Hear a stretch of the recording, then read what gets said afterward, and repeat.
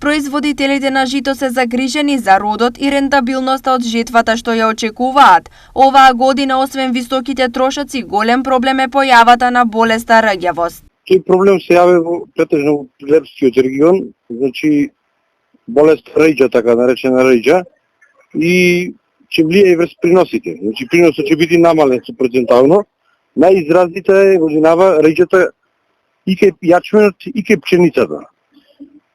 Значи најизразита е претежно во раната сеидба. Касната сеидба понеизразита, значи рейџата во ранската сеидба и на јачменот и на пченицата. Ова приносите може да ги намали драматично доколку третирањата не бидат успешни, а болеста зема замав. Мои проценки некаде 30 до 40% ќе има намалување на приносите поради рейџата. Некои превенираа, заштитија болеста, некои не.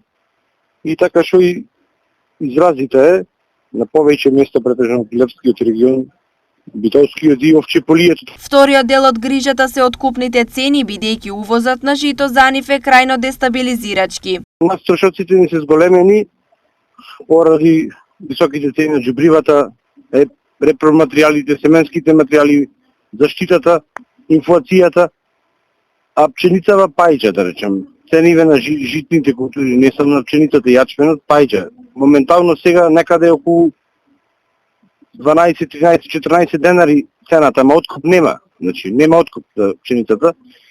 Кој продаде, кој не продаде и уште му стои по амбарите, значи, пченицата не е откупена. Државата нема грижа за земјоделците, увезува пченица од страна, Србија, од Украина, не знам од каде, а нашата пченица скапува по амбарите. Што ќе направите? Кој чекор ќе го преземете?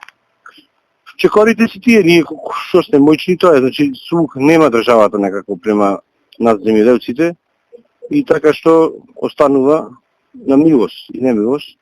На сето ово се надоврзува и проблемот со залихи од минатогодишната жетва кој производителите тврдат дека изнесуваат 10.000 тони.